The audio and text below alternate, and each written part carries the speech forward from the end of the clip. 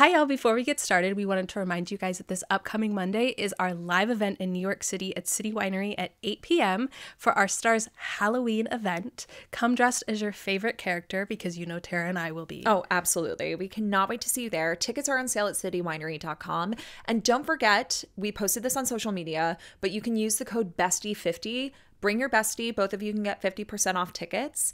Like Haley said, come dress as your favorite character. Yeah, you guys can come in a couple's costume if you guys come together. We're so excited to see. Yes, I know. It would be so much fun. But like we said, tickets are on sale at citywinery.com, and we can't wait to see you there.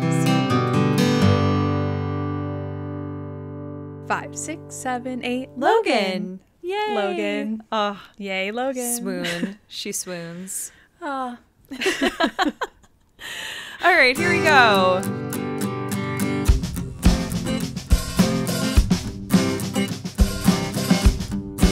Hi, everybody. Welcome back to Feel More to Say with Tara and Haley. I'm Tara. This is Haley. Hi, Haley. Hi, Tara. I feel like I haven't seen you all week because I haven't seen you all week. After spending a whole week with you. I know. Straight. It's no chaser. And it's Monday. But yeah. I guess last week we really didn't see each other. Yeah. We had a little break from each other. We did. Sad. You went to Florida. I went to Minnesota. We just were little traveling ladies. Yeah. Literally, we both got off planes and like immediately went elsewhere. Yeah. But you met your niece. For work.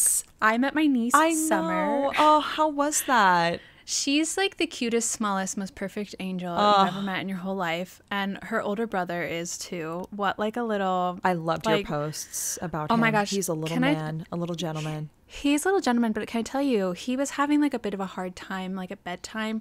He like really wanted to like have fun, but like we were trying to all calm down. And so he had to go to bed early because he couldn't calm down. But...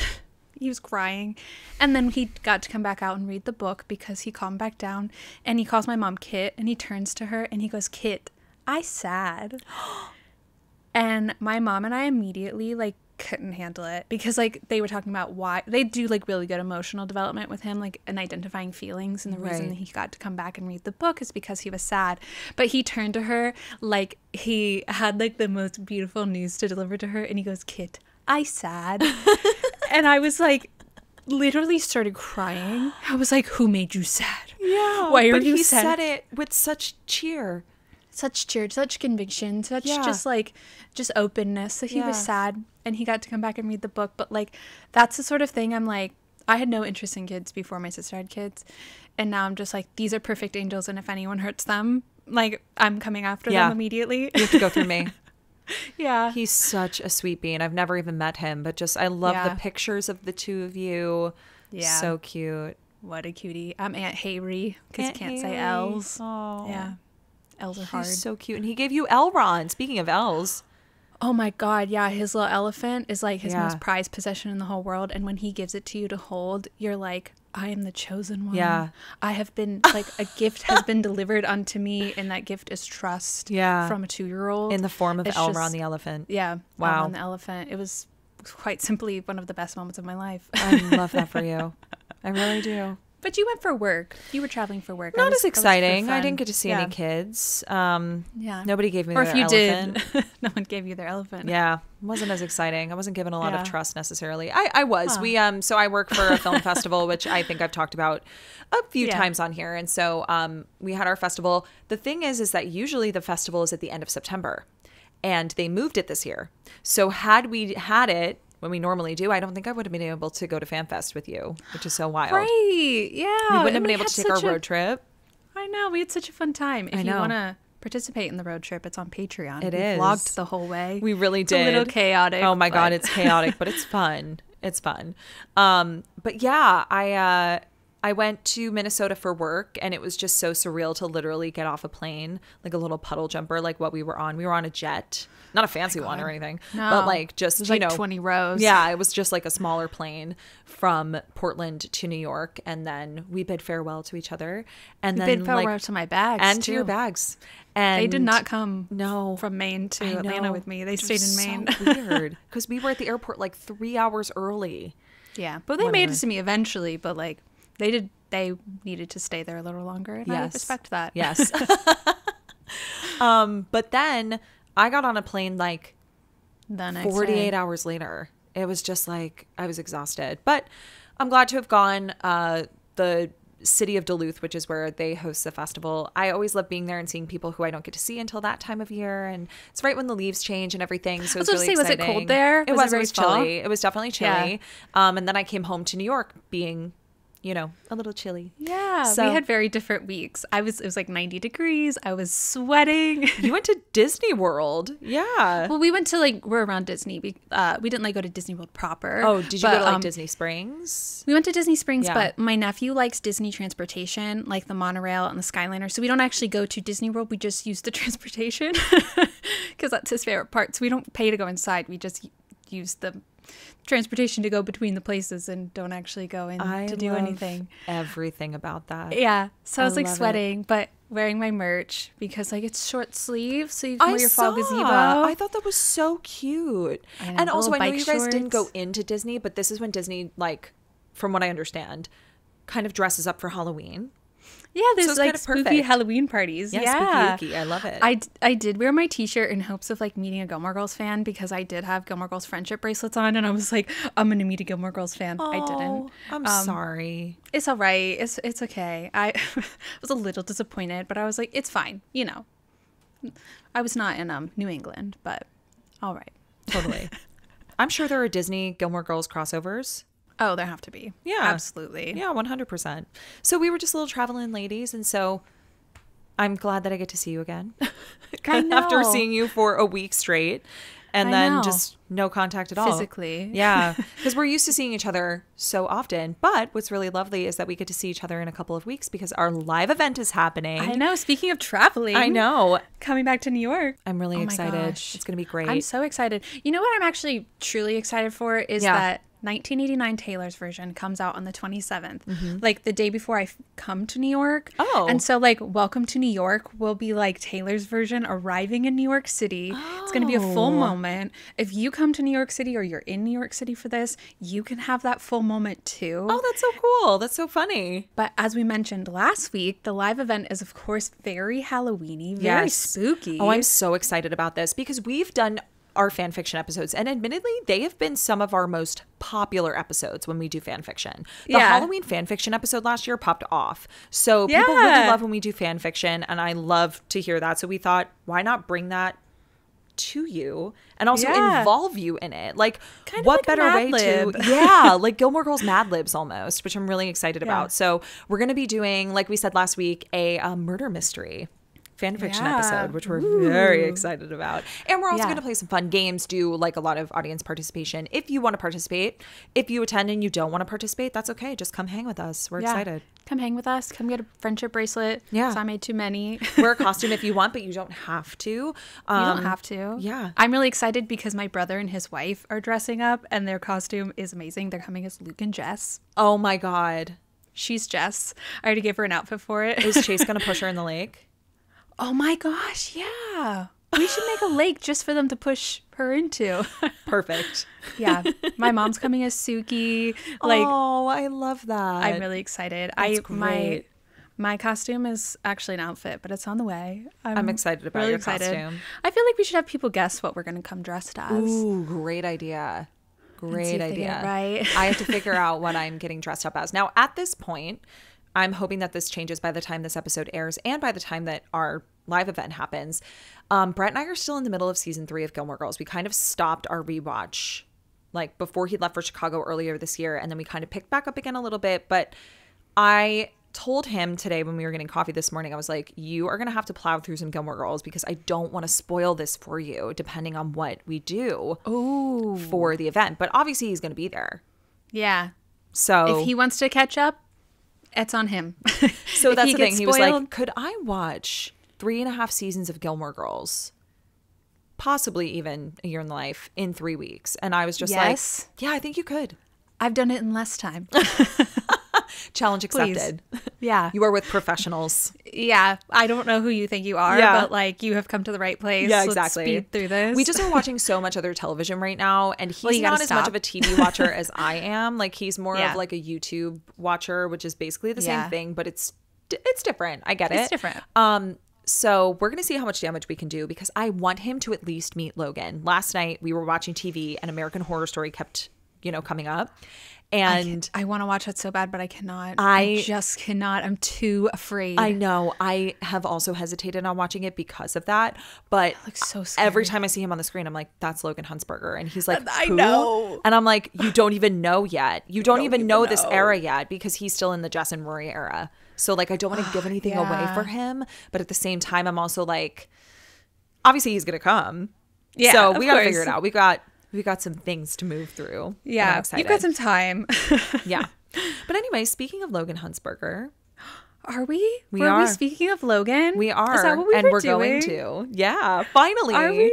Finally. I feel like we've held off on this for a long time. And I'm excited, though, that we're talking about this now because I do feel like, I mean, correct me if I'm wrong. I feel like a lot of your hard and fast opinions on Logan still exist, but have shifted since we started doing the podcast. So now you feel very ready to have this conversation.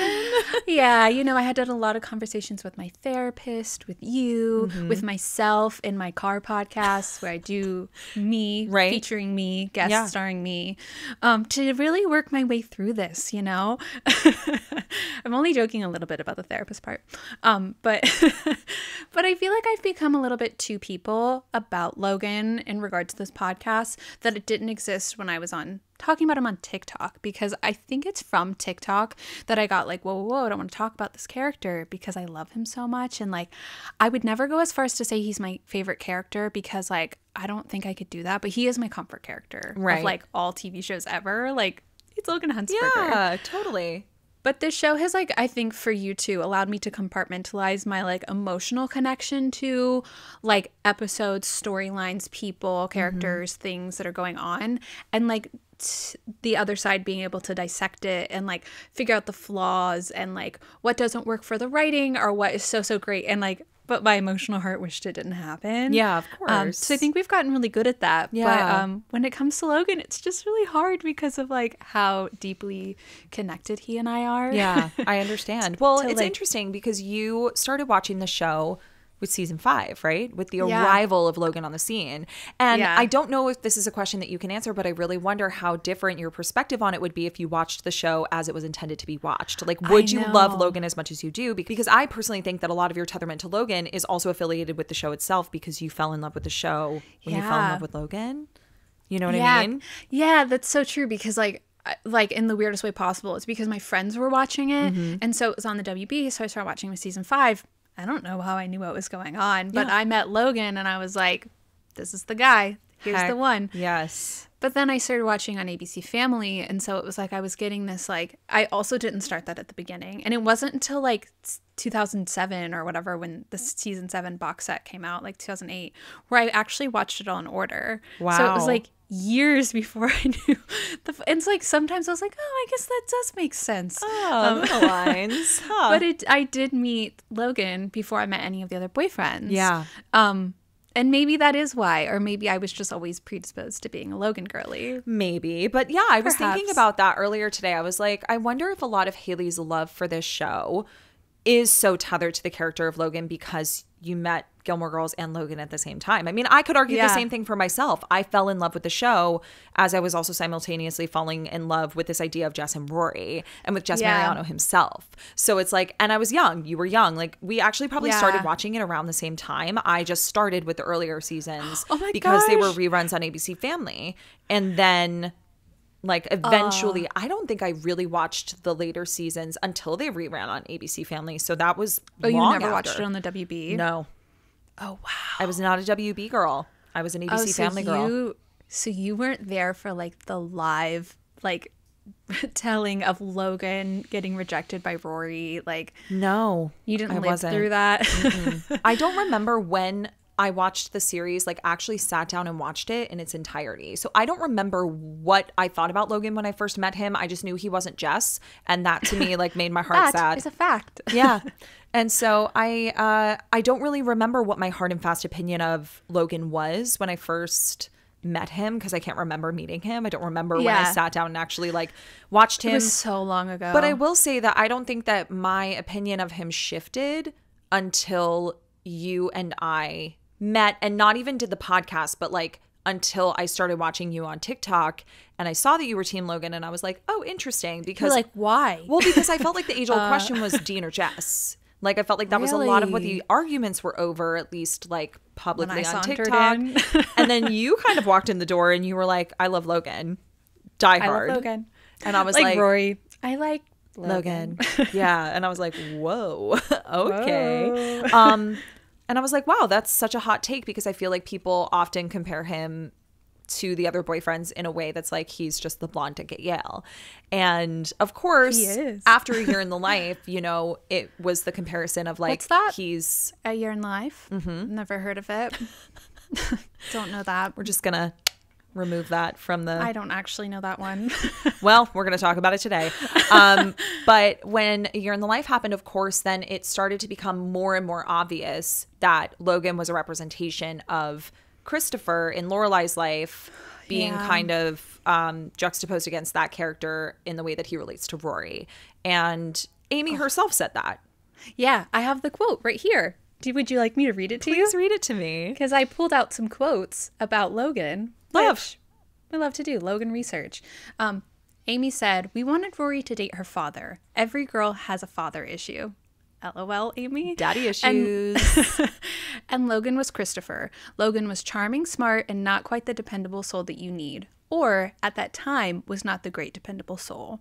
Which is interesting. But Alexis Bledel said to that as well. It's a relationship like the one Lorelai and Christopher had in their youth. They do reckless things together. It's fun, but on this lavish scale. Yeah, and it's true. But I'm curious how you feel about that, because, you know, a lot of what we've talked about when it comes to Logan in the past, in the minimal ways that we talk about him, a lot of it is just how he relates to Rory. And obviously that's what he was put on the show to do. He wasn't necessarily put on the show to be his own character.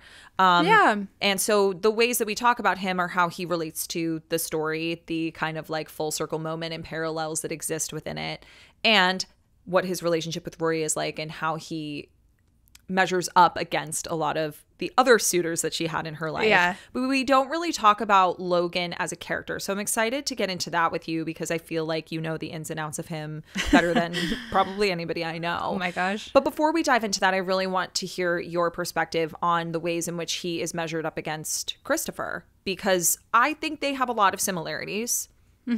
I think they have a lot of differences. Yeah. If you had asked me this like 2.5 years ago, I'd have been like, what? You mean to say that Logan is this man over here? No. Have you seen this man? No way. But like, I get it.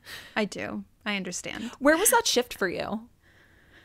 Do you feel like it was just gradual over the last couple of years because we've been talking about the show in such a large scale? Or was there a moment where you were like, oh, okay. No, I mean, I always saw it. I always got it. But it's like, I never wanted to, like, it's like that Selena Gomez song. I mean, I could, but why would I want to? Like, I could, like, openly talk about it, but, like, why would I want to? Yeah. Because, like, have you met Christopher? And so it's just, like, I never wanted to be Team Lorelai, Team Christopher, but like I always wanted to be Team Rory, Team Logan, even if I don't think Rory is Team Logan, which we can get into in a little bit. But I knew it, but it took getting into this podcast to like want to think about the show more logically. Yeah. Think about the narrative, think about the writing, think about the storytelling, think about what Amy has said directly about how she intended like the character to come across. Yeah. And it was more of that and less of like an aha moment. It was more of like, yeah, I know. I get it. And now like being able to like really talk about it, especially because like they like she said, she was supposed to be like charming, smart, and like not quite so dependable. Smart, I don't know if applies to Chris. Everyone has their strengths, but like they're both really charming. Yeah, definitely. Yeah. We never really get to see that play out with Christopher, so it's hard to being say. Smart. Yeah. Because he just was bound for Princeton, you know? So we assume maybe he was smart, but it also probably had a lot to do with money and bloodline. Sure. You know? All right. Yeah, exactly. Okay. But because of that, like, it's their upbringing. It's like the whole boarding school. It's in season 6. You've been Gilmored when they're going through the boarding school. It's like, you got kicked out of Rivers? I didn't think Rivers kicked anyone out. And Rory's like standing there like, you guys got kicked out of every school that you like attended. Yeah. And he's like, this is a good man you've got here. And I'm like, my father would be like, huh. But Christopher is like, yeah, I love this guy. Yeah, totally. So it's like, that's one of the moments where you're watching them and you're like, wow, they are super, super similar. Yeah. And I mean, like, that was an Amy scene. So yeah, of course she wanted to throw that in there. Yeah, and like it just makes so much sense. And like, especially like when we meet them in season 5, that Logan is kind of like this just like kind of like carefree seemingly person that like Chris kind of gives off that vibe of like, maybe in a negative way. I think it's a lot easier to say it's negative for Chris because he's a lot older than Logan is. But like Chris kind of just like seems to like fly by the seat of his pants in life in general, with no real direction. And Logan seems like in season 5 to maybe, it's not that he has no direction, but it's almost like he's in college and he can kind of just do whatever he wants and like have this like carefree persona. It's more of like the weight of what that might mean at being like 21, 22 versus like being 34 or however old Chris is at that age. It's like, it's charming and cute in like at one age, but then at the other one, it's like, it's not as cute when you're a little bit older, is it? But the question I have for you is like, when like something that makes them feel really similar to me is like something that Alexis said is like, it's like they do reckless things and there's kind of this like wildness between the two of them that I feel like Logan really brings it out in Rory. Like Rory doesn't have that like predisposition to be that way. He like opens up the world to her in just like, it's your choice, Ace, to like jump, and he really moves her from like being sheltered to kind of being a little bit more reckless, in the words of Alexis. And my question for you is, do you think that Christopher did that for Lorelai, or it was more of like a joint effort of like Lorelai was already like that and they were just like two kindred spirits, or like Lorelai brought it out in Chris? Because like it's a question we don't know the answer to, but like in comparing them, I kind of wondered how you felt about that. I mean, I'm inclined to say the latter, or maybe the in between. I don't know if Chris was like wild crazy enough to bring it out of Lorelai, but it's interesting because in Dear Emily and Richard, when they do the flashback, it's one of those things where like he's the one kind of being like, I want to leave, I don't want this life, and she's the one being like, no, you're supposed to like go to college and then take over your father's firm and get a stick to shove up your butt. Like, you know, she is the one who's kind of like, there is a dynastic plan here and you need to follow it. Not in like a, you know, Rory Gilmore kind of way where it's like, but no, we have to follow the plan, you know, in more of a like, how are you going to get out of this? But then when things kind of get turned on their head and Lorelai gets pregnant, he's the one to be like, okay, I gotta do what I gotta do. And she's the one to be like, no, what about the fact that you're gonna like sleep on a bench and travel Europe? So it's hard to say. That may have been a little bit yin and yang. I think that maybe they balanced each other out in that way, because also what we glean from Emily and Richard's recount of Lorelai is that even though she was smart, she was rebellious. Yeah. She always like marched to the beat of her own drum. And so I'm inclined to say that it was either Lorelai bringing that out of him or the two of them kind of volleying back and forth on bringing that out of each other. But Lorelai does not strike me as the kind that was a little more reserved in the way that her daughter is. You know, and I don't just say that because of where we meet her in the series. Yeah. That's how she is described as being her entire life. She didn't want this life. She kind of, I don't know what kind of life she wanted, but she didn't want to be on the conveyor belt. And so I would like to believe that she was the one who brought that out of Chris, and, you know, they fed off of each other. But I think that is where he and Christopher are different in how they relate to the Gilmore Girls, is that Logan 1000% brought that out of Rory. Yeah. Like he, in some ways in season 5, he made her like more interesting, because like she was kind of like boring, timid, like reverting back to her old tendencies, dating a guy who she had broken up with to be with another one just because it was comfy. like without Logan in season 5, you were just gonna watch Rory study, banter with Paris, and be with Dean again. No. Like, no. Yeah, no, he brought a lot of excitement to her life. Even if they had never gotten together as a couple, I think that he would have brought a lot of excitement into her life. And I wonder how you would have felt about him as a character, or how, actually, I think I know how you would have felt about him as a character. But in general, I wonder how the fandom would have felt about him as a character if we had never seen the two of them date. If it had just been like the season 5, we're just here to have, girls just want to have fun, right? Like season 5, jump off the scaffolding with me. Like, we're just going to have stringless fun. Yeah. Like, I will respect you and everything that you offer me and I offer you, but like, we're just here to have a good time together. I wonder if people would feel the same way about him, like, and kind of scrutinize him the way that they do. Yeah. I don't know. I feel like my first instinct is like when Paris is cheating with Asher, because everyone's like, yeah, like it's Paris. Like she's just like so like unabashedly herself. Like we're not mad at her for it. And I kind of wonder if Logan just would have been that person. It's like he said exactly what he wanted. That's what they did. And that's how it was. And it's like, we got you jump I jump Jack. And like we had like the parties over. Like he was just that guy who like, let's get drunk, your boyfriend and you just broke up. Let's just have a fun time. We got some bucking up to do. Let's do it. Yeah, like rallies around her, lifts her up, even though he's not her partner. Yeah. Yeah. Just a friend. I think it would have been really interesting to see how that played out. Like if he would have stayed in the series beyond like when she's like, I'm a girlfriend girl, Logan. And he's like, okay, well, I'm not. Bye, Rory Gilmore. And he like closes the door on her. Yeah. Yeah. I don't know. And just the same, I wonder if they would have gotten together if Rory hadn't gone to him and been like, I'm a girlfriend girl. Yeah. I don't think they would have. I don't think they would have either. I don't know if he would have pulled the trigger on that. Yeah. Which is like, is that similar to Chris? That like Chris was always the one who was like, not like unwilling, but like Chris was always the one that like, let's do this. And Lorelai is like, no. Well, also I feel like then in turn, like sometimes Chris was the one letting Lorelai take the lead. And I don't want to say necessarily that Logan did that with Rory in those early years, like, you know, in season 5, but he kind of did in a sense, because had she not said anything, I don't know if they would have gotten together. I think that's also a difference that Logan has to Chris, is because like anytime Lorelai was like, let's do this, he was like, actually I have a sherry. Or like, you know, like he has an openness and an honesty about him that I don't think Chris has. I think Chris keeps a lot of things to himself, a la like presenting Lorelai Gilmore when she kisses him and he's like, I have a sherry. Or like when he comes to Suki's wedding and he's like, ooh, actually she's pregnant, so we're gonna get back together. All of this stuff that we were planning, it's actually a no.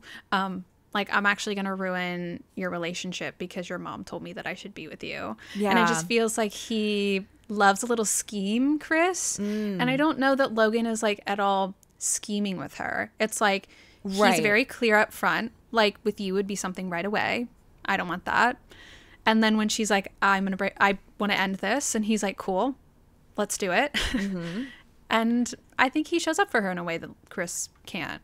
I think that Chris eventually shows up for Lorelai.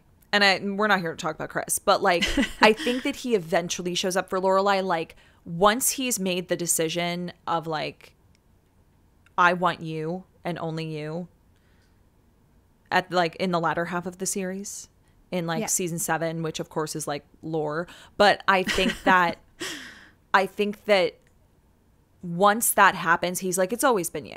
It 1000% has always been you. Their journey has been much more up and down.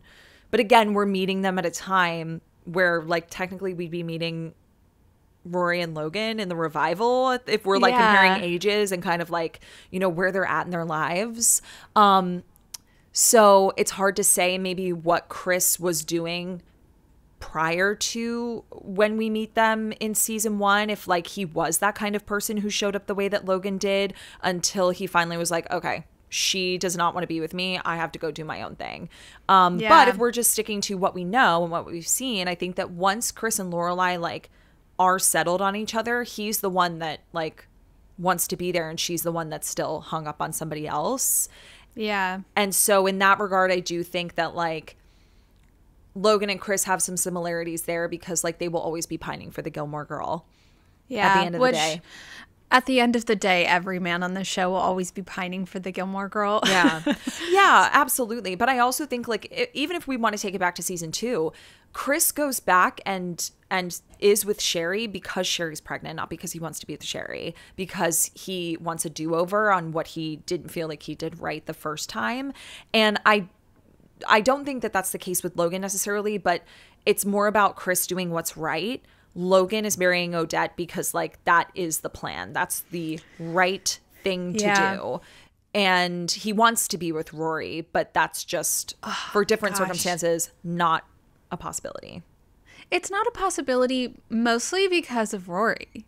Yeah. Like, I think that, like, sometimes when, like, the comparison between Chris and Logan is made, that it's so easy because they are the, like, partner and they are both, like, the man in the situation. But, like, sometimes it makes so much more sense for me to, like, cross it over and, like, Rory's her father and, like, Lorelai and Logan are a lot more similar in, like, the way, like, they kind of react to situations and how, like, Lorelai's upbringing might have been, and especially in Dear Emily and Richard, the way that Lorelai is talking about, like, this is the plan, this is what we do, and that's kind of how Logan seems to be. Like, I think the biggest similarity between Logan and Chris ends up being that they don't buck the plan. They, like, as much as, like, Chris is, like, in and out of it, like, the entire series, like, seemingly, like, failed at it from the beginning, in the end he's where his father, like, he might not have gone to Princeton, but, like, he's where he was supposed to end up. Yeah. And, like, fully. the same thing with Logan. Even though the entire time Logan didn't want it, he never at any point, barring season 7, which I, like, completely disagree, I don't think he actually would have gone there, but it is part of the narrative that he did, like, leave his father's company. But in true Gilmore Girls fashion, I don't think that he, like, it's in Partings, my favorite episode, is when he's like, tell me not to do it. And she's like, I can't do that. And so in the revival, we see him doing exactly what was expected of him. Like, the exact path that he was supposed to end up in is where he is. And sometimes I think all it would take is Rory Gilmore being like, hey, I want to be with you. And he would have, like, that always seemed like the choice that was kind of there for him. No, you're totally right. And it kind of a little bit felt like that for Chris, but it was like Lorelai was never truly going to pick him. Right. And in the career aspirations regard, I don't know what either one of them, Chris or Logan, would have done except for follow in the footsteps of the plan that was laid out for them. You know what I mean? Yeah. I really don't know. But that's also because I don't feel, know the heart of these characters as deeply as we, of course, know the Gilmore Girls, because they're the main characters, and these characters were kind of put into place. Chris is a little different because he relates to both of them in two very different ways. Logan, of course, was there as a love interest to Rory. Yeah. Chris was a father figure and a love interest. So I think, know a little bit more about him. Yeah. But we don't know enough about them individually to know what their aspirations were, because it sounds like the plan was laid out for them, but also, like, what else they could have done beyond that, you know? Yeah. Because that's what you said, is, like, it's really sometimes hard to talk about Logan and Jess in the same way, because they're such different characters, not even just, like, the way that their characters are developed. Yeah. But it's like Logan, you never see him outside of Rory. He doesn't have any storylines outside of Rory. Right. He goes to see Lorelai, and he's not with Rory, but they're talking about Rory. Yeah. Like, the two times that happens, it's all about Rory. And then he's briefly with the grandparents in season 6, but Rory quickly enters the scene, and they're talking about Rory. Yeah, it's very different. But with Jess, we have a Luke storyline. We even have a little bit of a storyline with Dean. So, like, that is the same for Dean, where he's, like, outside of Rory a little bit. Yeah. And, like, there's that tension between Lorelai and Jess too, but Logan is, like, just a love interest. That's how he exists on the show. Yeah. And so it's sometimes hard to look at him as a character outside of everything else, because, like, you see how charming he is, and you see how much he, like, doesn't want to do this thing that his father has set out for him. Right. And you see a little bit of the relationship with him and his father, but, like, Rory's always there and present for it, and she's like, they never have scenes without her. Yeah. I'm Mitch and Huntzberger. Who are you? You know, I love that scene. I know you do. I only hear it in your voice. So great. But yeah, so it's like hard to like look at Logan and look at Chris and be like, because I think we can see a little bit more into Chris because we get like a little bit with Emily, but it's like in the same exact way. It's about how he relates to Lorelai or how he relates to Rory. Yeah. And so like we get a little bit of him with Lorelai, get a little of him with Rory. And so it's like they're almost playing the same sort of role in the show, which I never really thought of until we were talking about it. Yeah, I know. Yeah.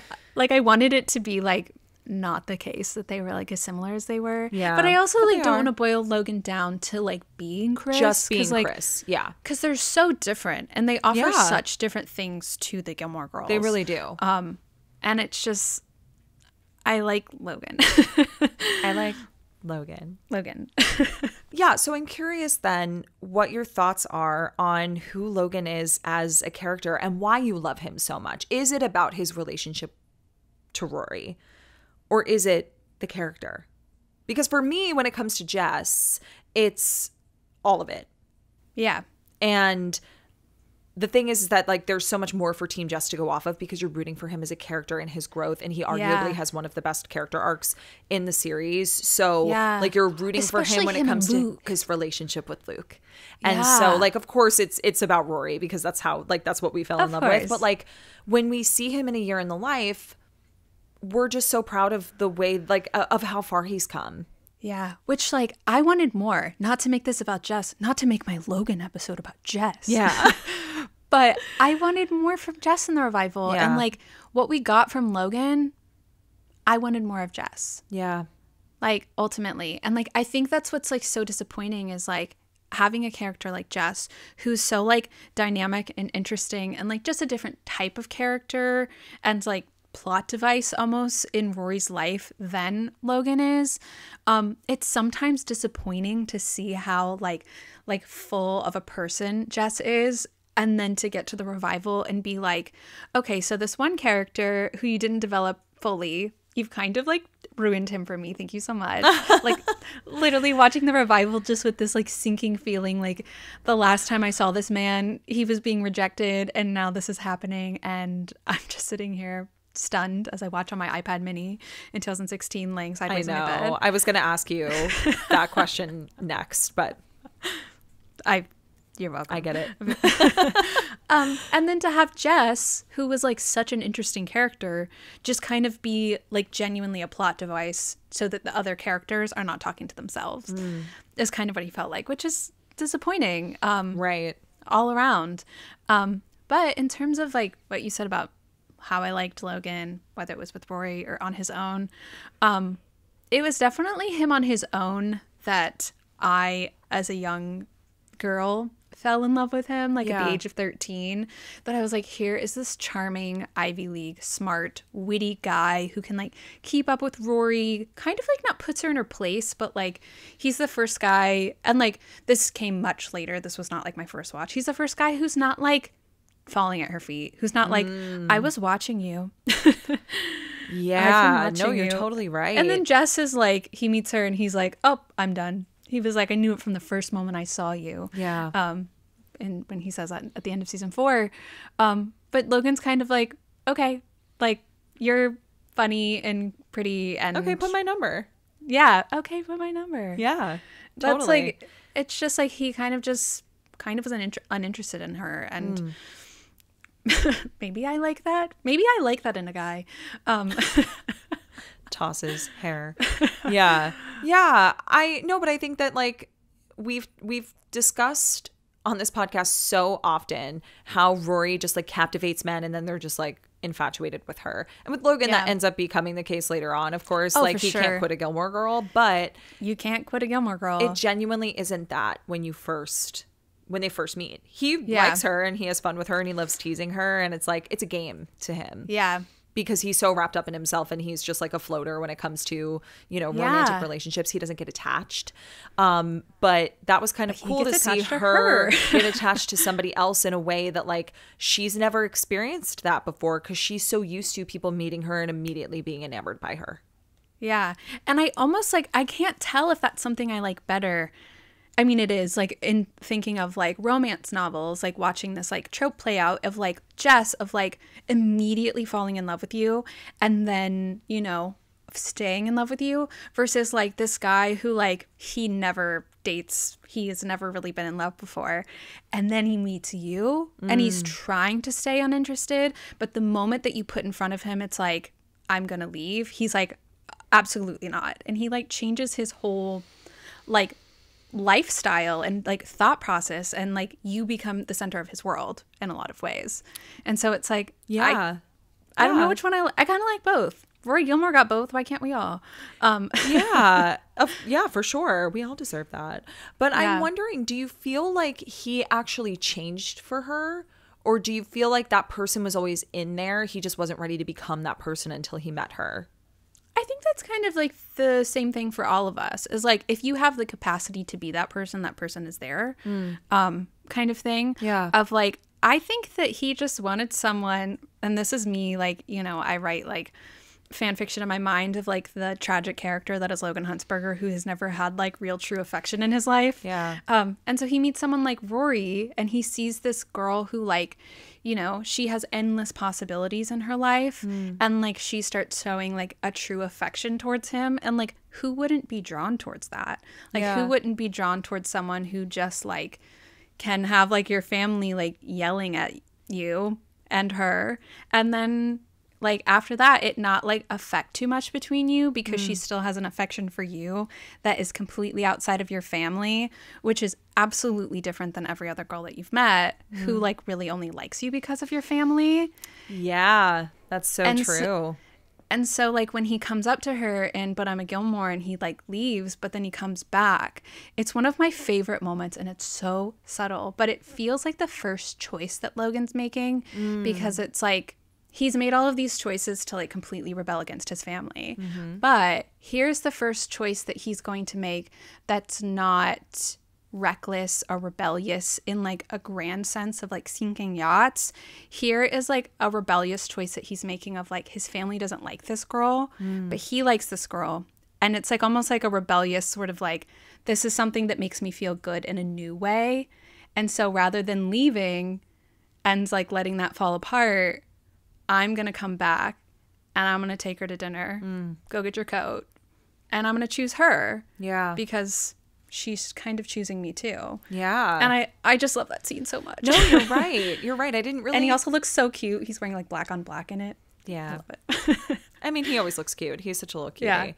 But yeah, I never really thought of it that way because, of course, I love the moment when he turns around and is like, you know, I'm sorry, this was like so intense. He like gets really vulnerable with her, and like the 24 hours, everything that transpires within those 24 hours, it's like you literally gave him an ultimatum without realizing you were giving him one. The two of you decide to start dating. You meet his sister. She invites you to dinner. You meet his family. They completely insult you. And he's just like, I have a girlfriend. I've never called someone my girlfriend except for Alyssa Milano on Who's the Boss. Yeah. And, you know, so it's like, there's so much that's happening, and he like owns that. And he's like, this was a very intense evening for me. And just like, it's been a crazy 24 hours, but you don't deserve that. Let me take you to dinner.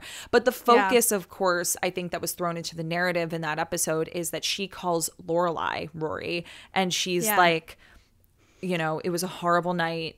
They said horrible things. And then he shows up and she's like, okay, everything's fine. I freaked out for no reason. I got to go. And Lorelai is just disappointed that she's not being more conscious in that moment and is just kind of brushing it off because it's not something you brush off. Yeah. He didn't do anything wrong, but still you do take the time to kind of consider what just happened and unpack it. And be like, okay, is this the right relationship for me? But of course, you know, we do it for the narrative. We do it for the plot. I know. It is interesting. And that's for something where I was like baffled a little bit by Lorelai, because it's like, don't you like, she even says this in season 6 to him, like, if anyone understands like crazy families, it's me. And so I think that that's what I love about when we get to 6, which like, it's like such like a travesty that we didn't get more of that between Lorelai and Logan. Cause like if they just went out to Luke's together, they could like literally just like talk complete shit and connect over like how terrible their families are and like everything that they've been forced to do. Like they would be like best of pals, completely drunk by the end of the day, just having a great time. Imagine. Yeah. Like would love it. Like that would be amazing. Yeah. And so for her to be like, his family hates you. It's like, have you met your family, Lorelai? Have you met any of the men that have tried to date you and like been hated by your family? Yeah. So it's like, there's a little bit of that to it that I'm like, yeah, especially because we are just coming off of Wedding Bell Blues not too long before this. Right. Just like a couple episodes ago. Lorelai literally got broken up with because her family didn't agree with her dating Luke. And now she has the audacity to like, I don't know. She tries not to be judgmental about it. And I don't think for that reason. She's just trying to be supportive of Rory in this endeavor to date Logan in general. Right. So I think she's just holding her tongue similarly to how she used to about Jess. Yeah. Because she's just like, okay, she's dating. She's doing her thing. I'm going to let her do her thing. But, you know, I wish that that had been more presently involved in their conversation, because I do think that that would have informed a lot of how Lorelai saw Logan. Right. That she could have seen a lot more of herself in him, because, you know, arguably she may have been apprehensive to do that because she tried to do that with Jess and it backfired. It did. But I don't think she necessarily gave Logan that chance, because she saw him as just probably like a rich prick that she used to know in high school or college. Yeah. And she was like, wrote him off as just the blonde dick at Yale. Again, another way that she and Jess could have bonded. I know. Her and Jess could have gone out drinking, talking about Logan. There you go. Everyone's going out drinking. I was going to say, like, instead, they went out drinking and it did not go well. They didn't. But also one of my favorite Logan moments, because like you said, it's so hard to pick out Logan from Rory because of like the setup of his character. Yeah. But I love what he does for Rory, because I can't remember if I've mentioned on the podcast, but I've definitely mentioned on my TikTok, because it's one of my favorite parallels in the whole series because it's so subtle. But like, if I could give a word to Logan and his character development, it's choice. Because the parallel of You Jump, I Jump, Jack and Let Me Hear Your Balalaika's Ringing Out, both episodes written by Daniel Palladino and directed by Kenny Ortega. So it feels so like purposeful that like in the first episode we get Logan saying, it's your choice, Ace. People live 100 years without really living for a minute. You climb up here with me. It's one less minute you haven't lived. And she says, let's go. And it feels like Logan is like opening up this world to Rory where like she can finally like recognize that she has endless possibilities, endless support in her life to like just step out and just like make a choice. It doesn't have to be as crazy as jumping off scaffolding, but like it just feels like she has to start big. Otherwise she's going to go home, so that like after that she can have so much choice. Yeah. But then, you know, they go through their whole relationship, and then we get to Let Me Hear Your Balalaika's Ringing Out, and Logan is telling her that she has nothing but choice. She could be a doctor, be a clown, be a journalist, just do whatever you want. And she is like turning it back on him. It's like, how hard are you fighting it? And he's telling her that he has one choice. All he sees is one door and he's being pushed through it. I have no choice. You try living without options. And he tells her he wants to go. And she says, I don't want to go. And he says, do whatever you want. It's your choice. And what's so interesting is like the first part of it, she says, let's go. Yeah. And then in the second part, she says, I don't want to go. I don't want to go. And it's just like, it feels like this is like this weird, not weird, but like that's sort of their first character arc, is this moment. And I love it so much because it follows Logan throughout the rest of the series, like in Partings. And he's like, wants her to tell him not to go. But he can't make the choice because it's like, tell me not to go. You like give me the You Jump, I Jump, Jack speech. Tell me I can do anything. Like, tell me that like I could figure this out. Yeah. She says, I can't do that. Like he's basically asking like, give me the scaffolding speech. Yeah. Tell me like I have the possibility. Tell me I'm capable of this. Yeah. And she doesn't. And then in the end, she doesn't choose him. He's still there for her, making himself like endlessly available to be chosen. And he doesn't choose her. Well, she doesn't choose him. Oh, that's what I meant. Yeah. She doesn't choose him. Yeah. He would choose her in a minute, but like. And he does over and over and over again. And then he's like, okay, then I have to go. If you're not going to choose me, I've got to go. Yeah. He doesn't actually go because we see, you know, what? He doesn't go. And 9 years later, still there. that is where he's like similar to Chris, is that like he's always going to be connected to a Gilmore Girl. He never got really chosen by the Gilmore Girl, and even when he was with her, like towards the end there.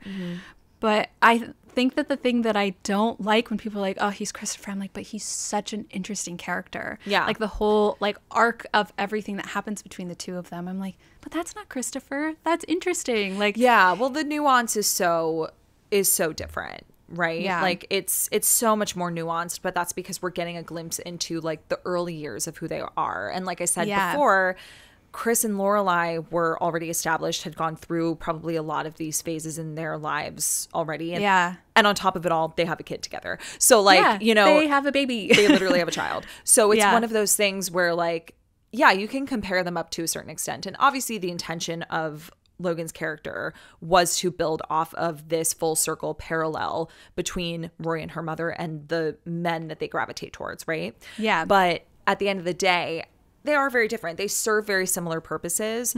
But as you mentioned before, like Lorelai, I think brought a lot of that out of Chris potentially, or like they brought it out of each other. Whereas like Logan's purpose really was to bring that out of Rory, to bring Rory out of her shell and to invite her to live her life a little bit. Yeah. Which I feel like oppositely, I feel like Rory kind of invited Logan to like trust someone, be a little bit more comfortable with like wanting the things that he wanted. Yeah. And then in the end, it's kind of like she kind of like left him out there on his own. So is that why you think that Rory is not Team Logan? You say that a lot. You're like, Rory is not Team Logan. I mean, it's as far as like Logan will always love her more than she ever loved him. And like, I think that he shows up for her supportively more so than she supports him. Mostly in that like parting scene, because you know I've seen partings like 18,000 times. I do. And like every time I watch it, I'm like, that is a terrible partner. Like to just be like, I can't tell you to do that. All right, let's just kiss instead. It's like, why are you not having the conversation with him? Yeah, like, the conversation absolutely should have happened. But I will say, I don't think it was her responsibility to tell him not to go. No, and like, that's not what I mean at all. Yeah. Like, I mean, it's more of like, and like, I like what happened. In the story, if they would have had like a really healthy bit of communication here, I'd been like, wait, no, that's not dramatic. Like, what are you guys doing? Yeah, totally. Stop communicating this well. But like, stop doing that. But like, I'm saying like, if Brett had been like, tell me not to go, would you not then be like, don't go? Or first of all, don't go. First of all, don't go. No, I would have been like, if you're saying that to me right now, then like, we have to talk about this. Why are you doing this? Or it's like you are capable of not going. Yeah. Like, or you are capable of doing this. Like, I know you're scared either way, but like, I will be supportive of you. And if you want to like go in the closet while this party's going on and like actually talk right now, because you seem to be like not doing so well because you're literally leaving tomorrow in the morning, we could do that because like we're partners and like you can tell me literally anything because you seem to have a lot going on up here and there's not a lot happening here. I just pointed to my head and then to my mouth if you're listening to this and not watching it on YouTube. I forgot other people can't see you. They can't see me going like this. Yeah. Pointing to my temple. But it's just like he has a lot going on in his mind that he's not saying. And I feel like a supportive partner would be like, let's chat through this. Let's not just like, he's just like, hey, let's kiss. Yeah. You know? Yeah, And I think that's what I mean. Of like, it's more of like, the way that it's written is he's definitely a lot more supportive of her than she is of him. Yeah, and I think a lot of that is because like she's the main character, so he was written to be a support system for her. But in my I mind, totally he's agree. the main character. Yeah, of course. In Haley's world, Logan is the main character. But no, I totally understand where you're coming from because I do think that oftentimes what Logan can bring to her life and the support system that he lends is, of course, more important than, you know, her actually being that level of support for him. Yeah. But I will say on the whole, I mean, I've said this before, I'll say it again, as a Team Jess girl, like I do think that their relationship was the healthiest out of all of the relationships that she was in. I felt like that was the one that was best suited for her. It's also, they were a little older and like it's the the one choices that we they were saw making. probably the most of. Yeah. Maybe Dean, but like, I don't know. That's kind of like 6 in one hand, half a dozen in the other. Did we see it? Did we cover our eyes? Who's to say? Depends on who you are when you're watching. And we did talk a fair bit about the cheating in like an episode called Super Cool Cheating People last year, but we also revisited it on our Patreon recently.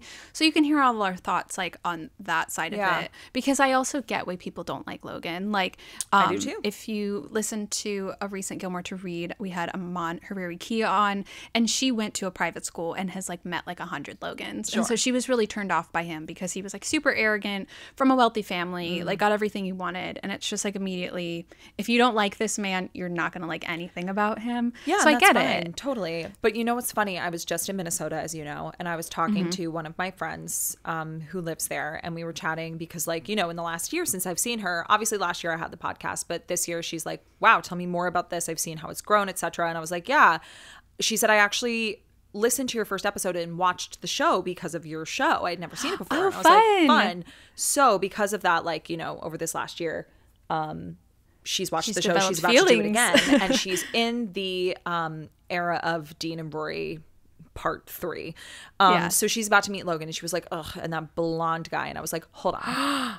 Hold on. I was like, I want you, since you are about to walk into this Logan era, because she's a Jess girly. I said, listen, I understand because I used to feel the same way, but I want you to walk into it with a little bit of a different lens and see how you feel. And I explained to her, like, look, I'm still a Team Jess girl, but I do think that he was a very supportive partner. And I think if you look at it, now that you've seen the show, I'm not here to change your mind about anything. But if you're going to watch it a second time. I also would like to change your mind. If you're going to watch it a second time, I'm just here to offer a little perspective on how you can watch this show and just maybe form a little bit of a different opinion than like the first time around.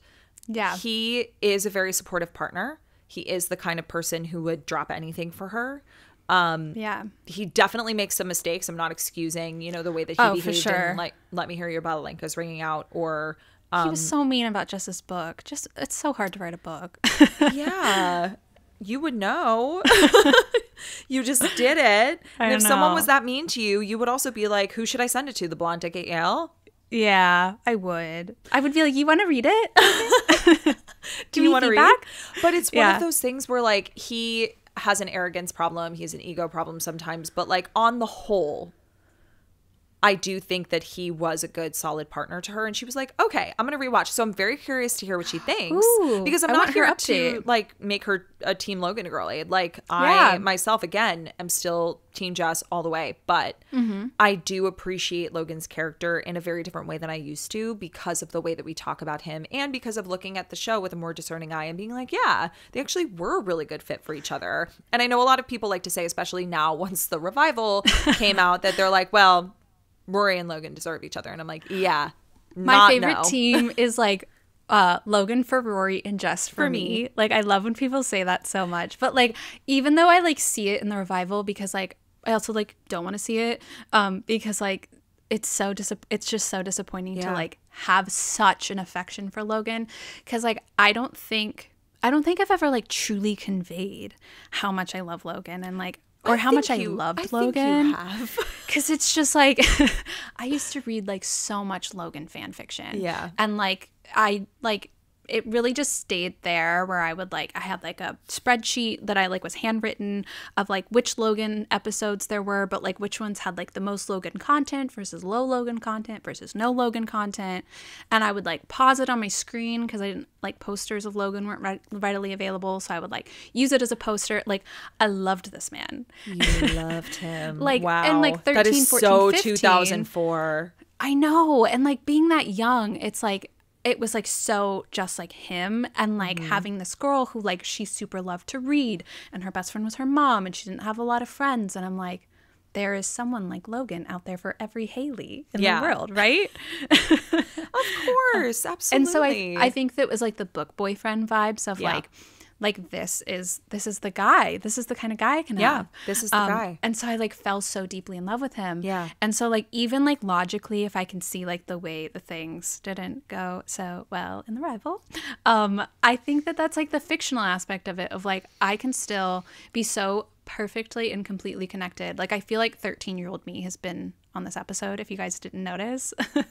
It's been like interspersed with like 30-year-old me and 13-year-old me. Yeah. We've been exchanging the mic here. Yeah. Because like I can really see it, like the faults. But I feel like this is more of like talking about like Logan as he relates to Chris, Logan as his own character, not necessarily like putting him down, because there's like a lot of ways that we could. Yeah, and there's still so much left to unpack about these characters that exist outside of the core, you know, Gilmore Girls, because with like Jess and Logan, I think we've talked about Dean plenty. A lot. But with Logan and with Jess, I feel like we've gotten into them, you know, like we've scratched the surface, but we still haven't gotten into like the nitty gritty and how they relate to other people. We do have a Jess episode coming up. A fun Jess episode. Yeah, which I'm excited about. Which I'm excited about for like next month.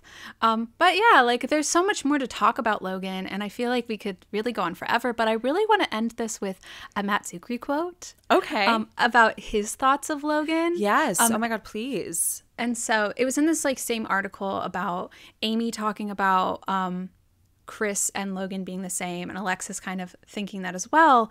But Matt did not play Logan like that. He said, I saw this character as somebody who is going to push Rory to be the best that she could possibly be in her personal and her professional life, and to live life in this kind of carpe diem way. For example, there was an episode called You Jump, I Jump, Jack, of course, where we saw the first glimpse of who Logan was and how he tried to push Rory.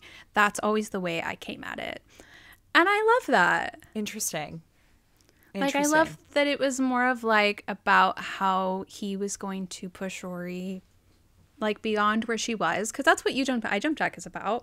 It's pushing her professionally. Yeah. It like feels like that conversation before like Jess says like, Rory says turn right in Teach Me Tonight, when he's like, are you going to be able to make this as a journalist?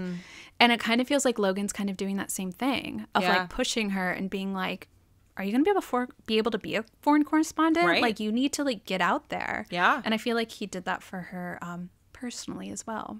Yeah, for sure. I totally agree. I really do love Logan's character and what he brings to the story. I think it's very exciting. I know people like to hate on him. And again, I totally get it. But I put you on the spot, though. Can I ask you what your favorite Logan scene is? You know, do you have one off the top of your head? I have a couple. I don't. You know, I really do love. This is before they're dating officially, I think, when he climbs in through the window. Yeah, and using Chinese food. I really love that scene because I love, you did a TikTok about this. I love that he asks her if it's okay that he's staying. Yeah, and he makes her say yes. Yeah, he's like, I really need to know that this is okay. Yeah, because if you thought climbing in that window was hard. And the way that none of us knew what that meant in the year 2004, 2005. No, I had not a clue. I was like, yes, climbing in windows is very challenging. Hard. It's quite the challenge. So good. No, I love that moment too, but I feel like it's always like the little ones of like where in Bridesmaids Revisited, before the Bridesmaids, when he leaves and he walks back in and he kisses her, or like the hug in A House Is Not a Home. I love that hug. You love that hug. But I just love like the little small moments, and it's just also cute, you know? No, I love a lot of their moments like before they're dating, like the party's over we were just talking about. Yeah, I just like I love Wedding Bell Blues. The party's over. Yeah. That's so good. Because it's like, it's juxtaposed against You Jump, I Jump, Jack, which is one of my first TikToks that went viral of like, he can have this like big, huge moment with her that makes it like a quiet moment between the two of them. It almost feels like with all these people around. Yeah. And like the same in The Party's Over. And it's like two different things. It's like he's pushing her to like jump, and now he's like kind of pulling her back in. And it's like, I just love him. Yeah. I just love that man. Yeah. I admittedly, I do too. I really do. Oh my gosh, I do. Yeah, I love to hear it. I love him. Again, I think he brings a lot of really like just a lot of different depth to the show. He's different than the boyfriends we've seen before. I know a lot of people like to compare him against Tristan or, you know, Jess because they're a little rebellious, but it's just like, no, he kind of comes with his own I don't know. He just comes with his own set of baggage and his own set of rules. And like, I know with his own riz. And I know that he's compared against Christopher, but like we said, he is very different. And yeah, I do really like him, but I'm really curious what our listeners think, which is why I know. we're going to do a little Gilmore to consider next week on Logan, because I feel like this is a hot topic. Hot topic. Hot topics. Totally. Yeah. Like, and like, I'm very interested if you like listen to this and you're like, I still hate him, or like every word that was coming out of our mouths, you're like, absolutely not with this Logan, with this Logan propaganda. Yeah. But it's just like, you know, I love him and I'm very open to hearing why you hate him. Yeah. Or why you also love him. Why you also love him. Yeah. Yeah. Call in. Let us know your thoughts. We're excited. Our editor will put the phone number here on the YouTube if you want to call in. And we'll have more to say on that in the next episode.